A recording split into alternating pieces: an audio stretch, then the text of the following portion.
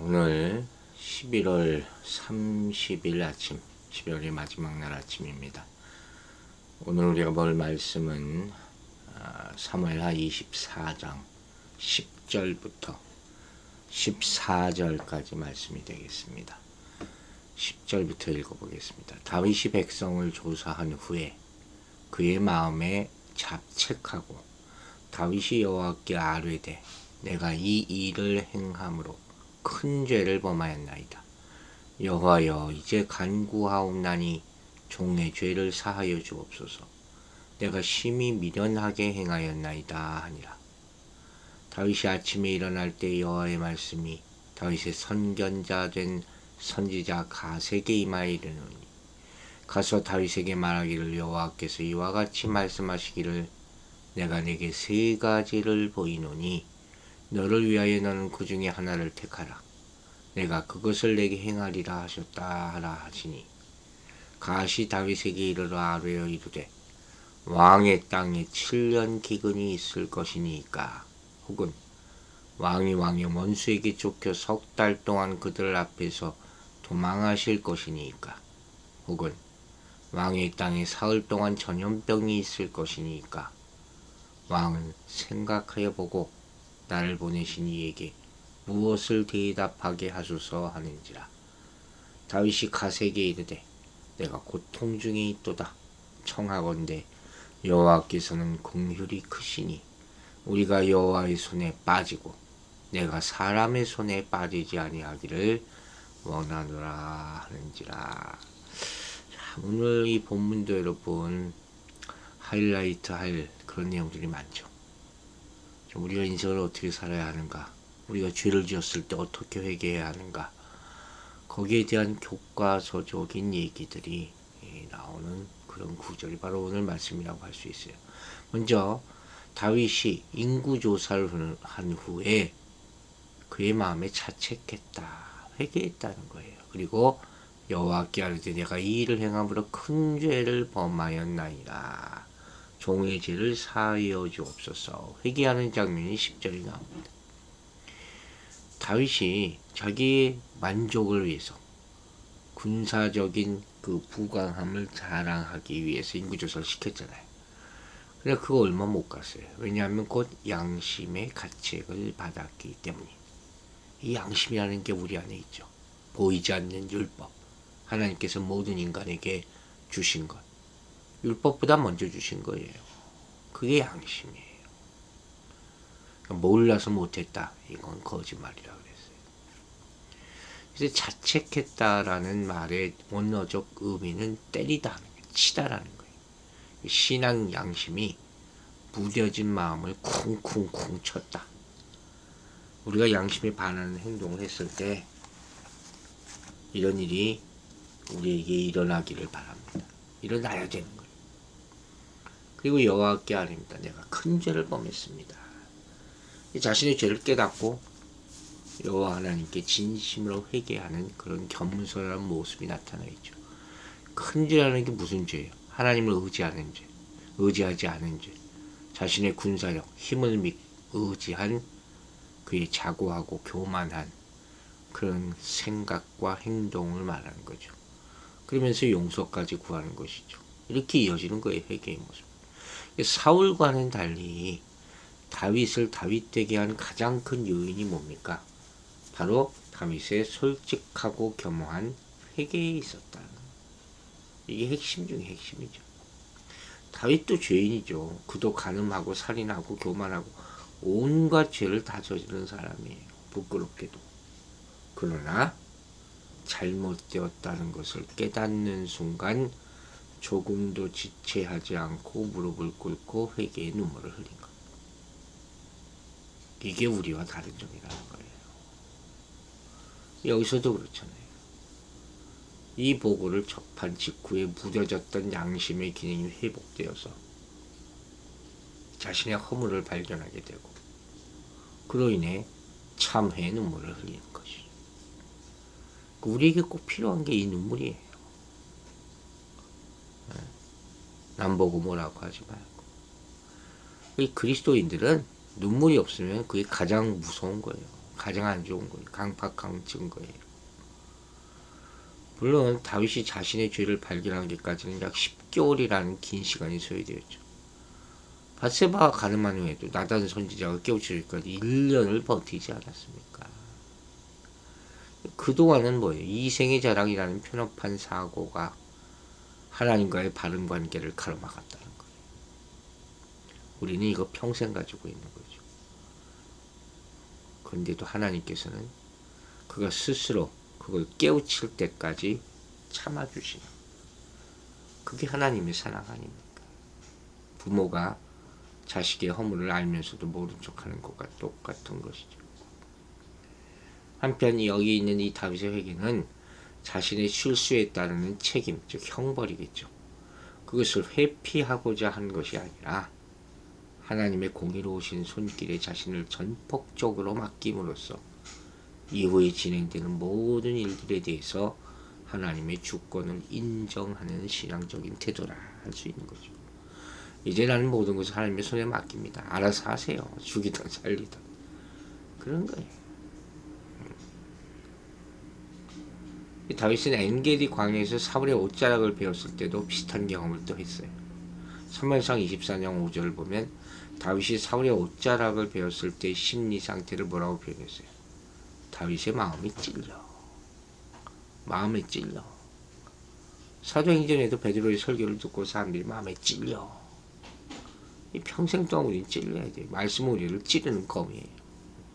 여러분, 자신만이 아는 죄가 다 있어요. 그건 결과가 아니라 동기에 관한 거예요. 우리 마음에 감춰진 것이죠. 이게 무서운 것이죠.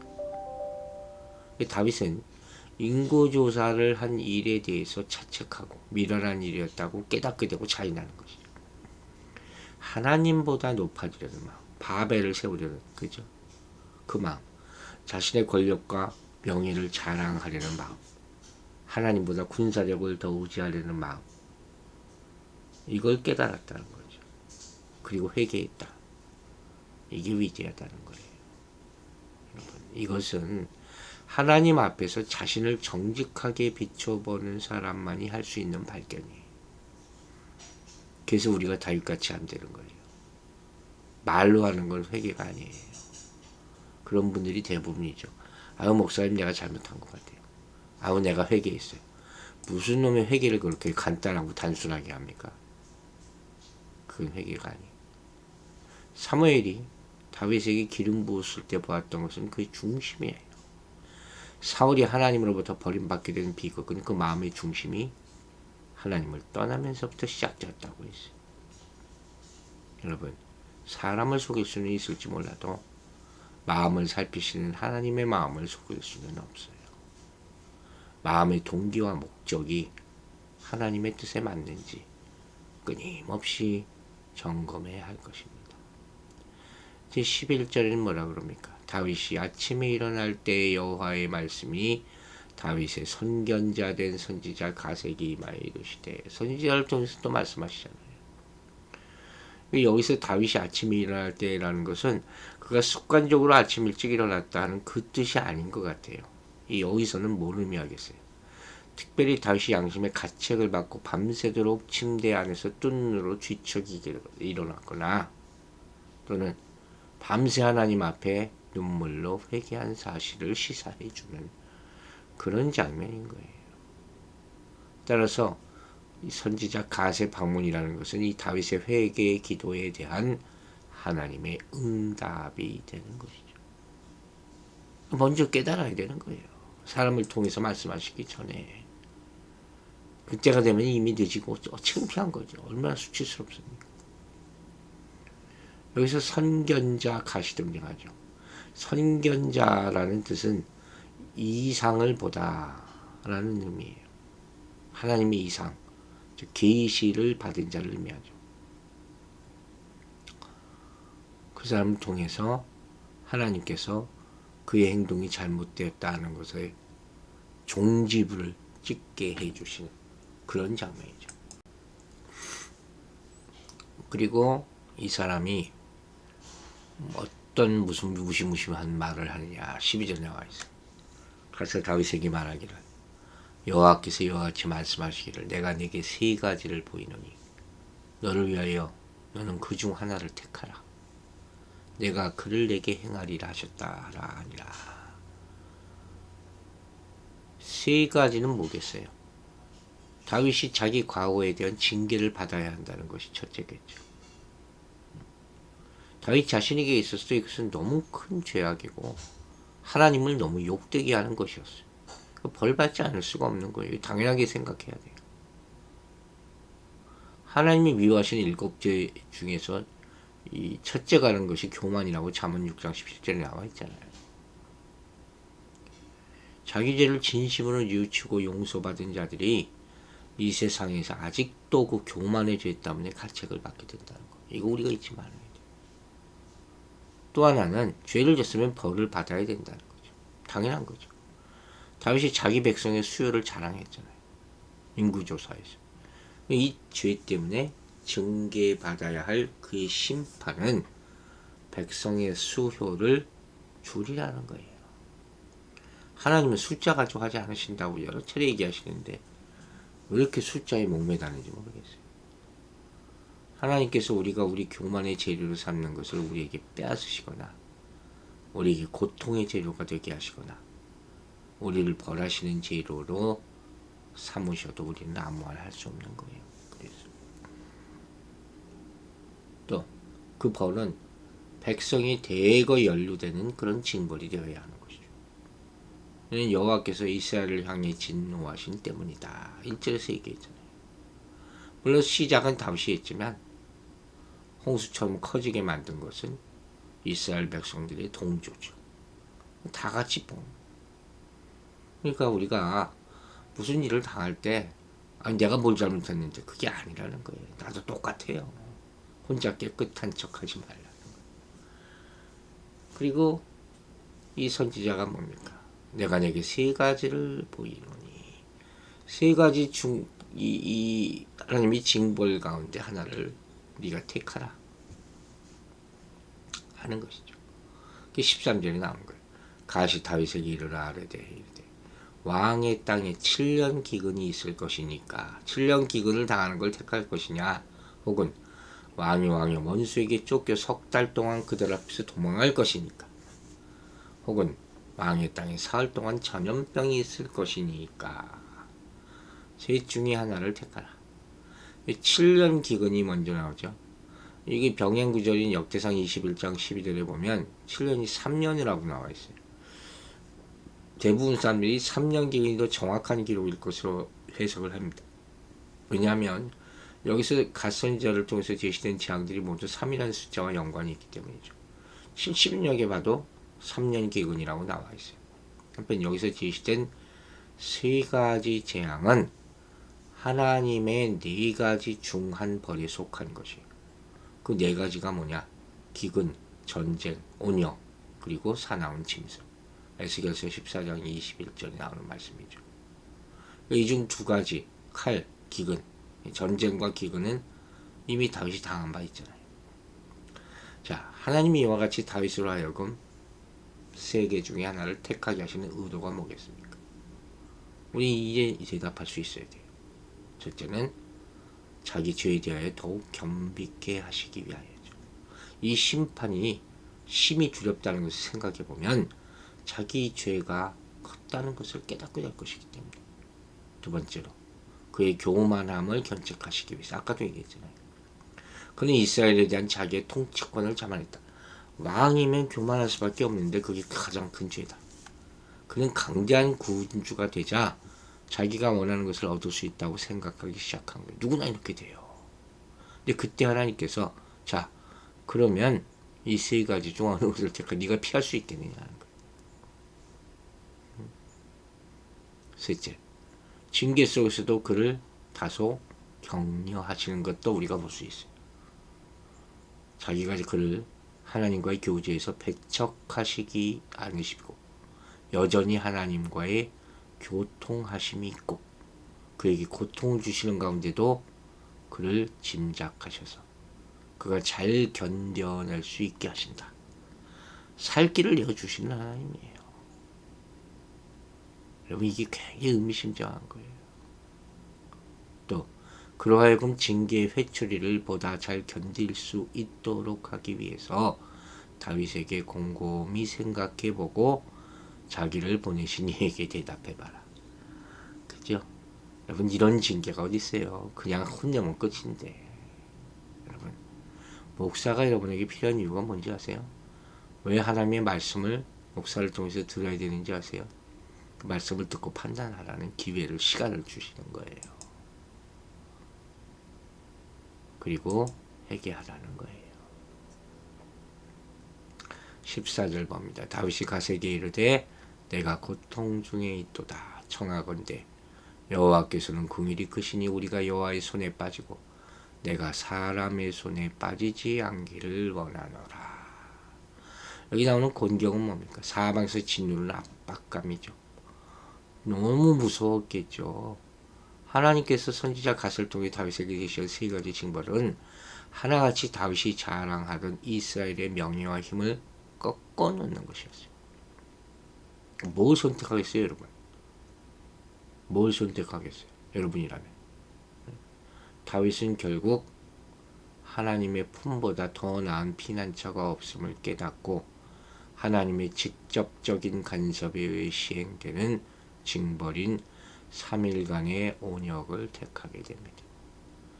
결국 그는 위임받은 선택권을 하나님께 되돌려드렸던 겁니다. 이게 대단한 거죠. 여러분 이거 깊이 묵상하세요. 이 구절 정말 깊이 묵상하세요. 다윗의 이러한 태도는 뭘 의미하느냐? 첫째, 의로우신 재판관이신 하나님께 자신을 낮춘 겸손이에요. 시편 131편을 읽어보세요. 두 번째, 인간에 대한 하나님의 역사가 궁극적으로는 은혜로 귀착된다는 사실을 깨달은 자의 결정이에요. 세 번째, 모든 문제의 원천적 해결자가 바로 하나님심을 알았기 때문에 취할 수 있었던 그런 행동이었어요.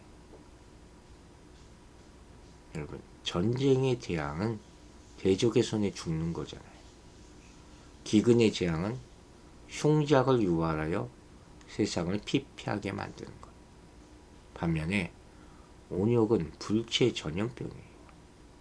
고대인들은 이를 하나님의 직접적인 형벌로 생각했어요. 다윗은 이 중에서 하나님의 직접적인 형벌로 생각된 온역을 택합니다. 우리 같으면 이거 안 택했을 거예요. 그죠? 왜 다윗은 이랬을까? 기왕이면 하나님께 직접 매맞는 것이 더 낫다. 이게 오늘 말씀의 결론이에요. 여러분, 다윗은 사악한 인간이나 피폐한 사회에 자기가 붙여지기보다는 하나님께로부터 직접 형벌을 받는 것이 긍휼하신 여호와의 위로와 자비를 얻을 수 있는 길이라고 깨달았던 것이죠. 우리는 여기서 재앙을 지혜롭게 받아들이는 다윗의 신앙과 지혜를 엿볼 수 있는 것입니다. 깨달으셨습니까? 기도하겠습니다. 아버지 하나님, 오늘 우리에게 큰 귀하고 큰 깨달음의 말씀을 주심을 감사드립니다. 다윗이 죄를 범하고 회개합니다. 진짜 회개를 합니다. 하나님께 모든 것을 맡깁니다. 질병을 당해도 마땅하다고 고백합니다. 그리고 그가 택한 재앙은 하나님이 직접 매를 쳐주십시오 하는 것이었습니다.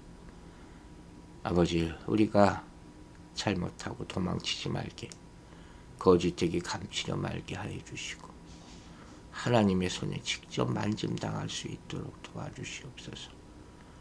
그것이 가장 좋고 가장 빠른 회복의 방법임을 깨달아 알게 해주셔서 지금 즉시 회개하고 주의 품으로 돌아올 수 있도록 성령이여 깨닫게 하여 주시옵소서.